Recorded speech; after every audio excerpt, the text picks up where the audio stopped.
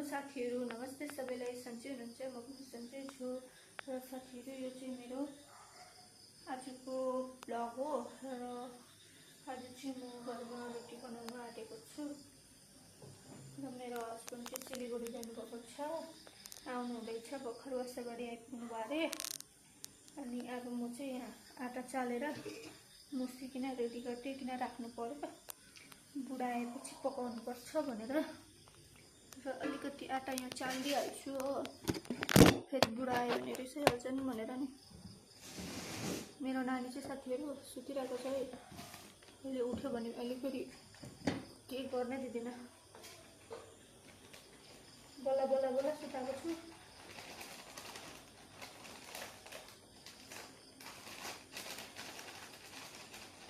रोटी चाहिँ बाबाको लागि हो साथीहरू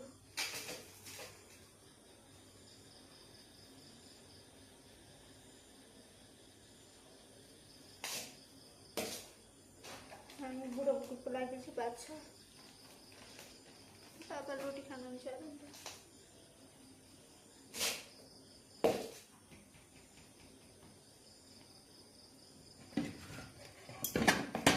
त्यही भएर चाहिँ हजुरहरू के गर्नु हुँदैछ भनिदिनु होला है मलाई पनि यो एक्लै भएको घरमा दिन्छ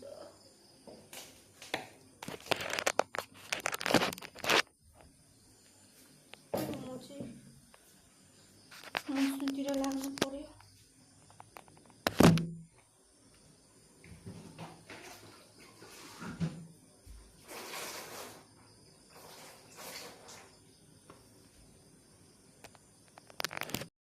तर साथीहरू मैले चाहिँ आटा पनि मुसिसकेको छु हेर्नु सक्नुहुन्छ अनि अब यसलाई चाहिँ टक्कै आधी घन्टाको लागि छोपिदिनु पर्छ हो अनि यता म चाहिँ गएँ नानीसँग मेरो नानीले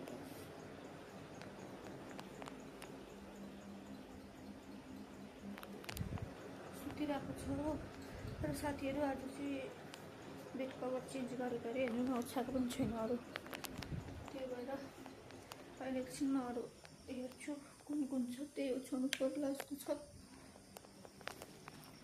अनि नि साथीहरू हाम्रो चाहिँ घरमा आज धुपपाती पनि भएको छैन अन्त मेरो आउटफिट चाहिँ यो छ हेर्नु सक्नुहुन्छ यो मेरो आउटफिट हो र म दिदी घर जाँदैछु के गर्दैछ बरु हेरेर आउँछु है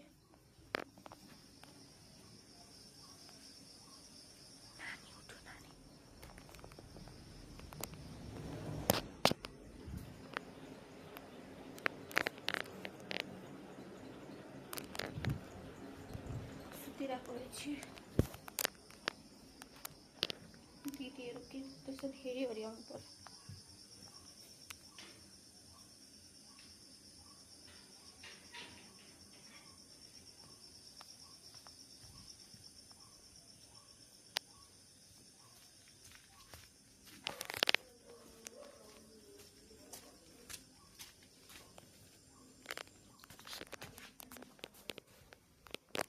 बान्जीको रुम मान्छे कोही पनि छैन कि फेमती खुलै छ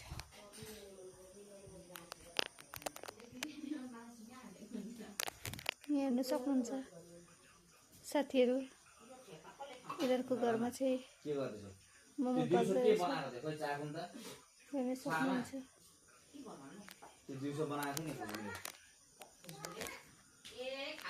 बेना तपाईँ आउनु भएको छैन हौ ब्लगमा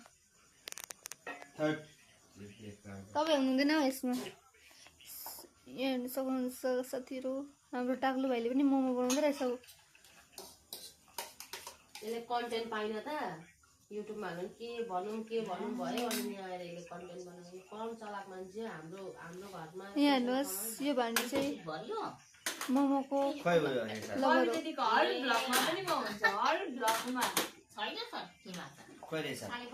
रेसा पाउँदैछन् कुनै कता कता पस्यो भन्दैछ र यहाँ पाक्छ मोमो हेर्नु सक्नुहुन्छ साथीहरू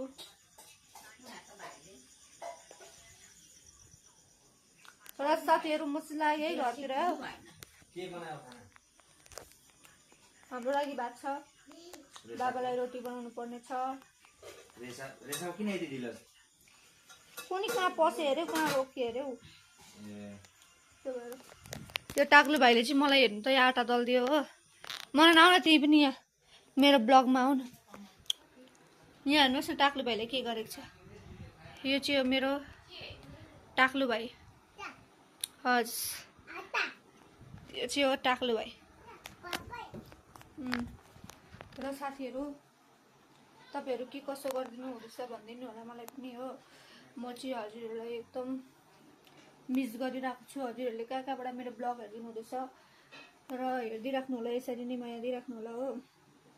अनि साथीहरू यो चिलाको भन्दाखेरि च्यानलले चिलाको है। अनि त्यहाँबाट चाहिँ साथीहरू तपाईँहरूले भन्नुहुन्छ होला कति एउटै ड्रेसमा एउटै भिडियो, मतलब कि आजको भिडियो एउटै ड्रेसमा भोलिको भिडियो एउटै ड्रेसमा भन्नुहुन्छ होला कि। तर त्यस्तो चाहिँ होइन कि। म चाहिँ नुहाउँछु हो, नुहाउँछु तर दिनदिनै नुहाउँछु। त्यही भएर म लुगा फेर्दिनँ। आजको हिजो लगाएको लुगा आज नुहाएर किन लाउनु फेरि भनेर चाहिँ भोलि नुहाएर लाउँछु भनेर सोच्छु होइन।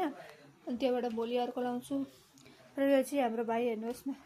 अनि साथीहरू तपाईँहरू के कसो गर्नुहुँदैछ भनिदिनु होला है। मनाले गोद्रेज खोलो है, गोद्रेज खोलो। हेर्नुहोस् त भाइले के गर्दैछ हो अहिलेदेखि नै। उहाँ मना गाला देखाइदेऊ न छोरी, गाला देखाइदेऊ न। हाम्रो भाइको चाहिँ होली आइपुगेछ है। होली आएछ हाम्रो भाइको चाहिँ। अनि चाहिँ म चाहिँ अब गएको घर। बाई बाई साथीहरू। अब यो पनि जान्छु भन्दैछ। होस् त म जाँदिनँ, भूत छ है त्यहाँ। नजाने म त होस्। अनि साथीहरू यो चाहिँ हाम्रो भाइको झोला हो। खै मुख देखाइदेऊ त तिम्रो मुख हौ, त्यो गाला हौ। दामी देखिएछ हौ।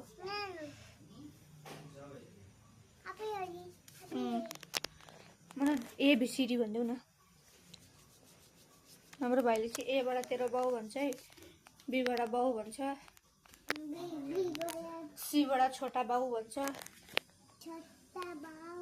सबै बोल्छ है हाम्रो भाइ चाहिँ। हेर्दा यत्रो छ कि 2 वर्षको हो, 2.5 वर्ष पनि पुगेको छैन। बोल्नु चाहिँ पटक जानेको छ। हेर्नुहोस् न हिँडेको राति हुँदी पनि।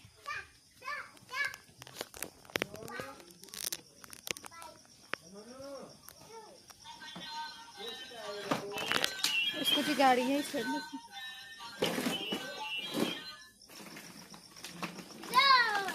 बाबाले बोलाउनु हुँदैछ त, बोला न।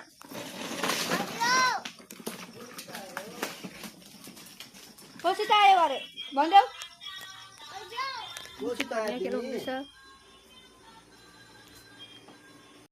साथीहरू मेरो हस्बेन्ड पनि आइसक्नु भएको छ हो। उहाँ हुनुहुन्छ मेरो हस्बेन्ड। अनि यहाँ चाहिँ हेर्नु न भिडियो सुट हुँदैछ हो।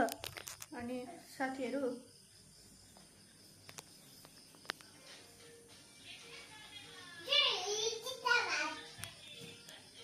यस्तै गर्छ। गएर फोनै अफ गरिदिन्छ भयो। हेर्नु न र हेर्नु न हाम्रो यहाँ चाहिँ खुसबु नाच्दैछ। खुसबु नाच्दैछ।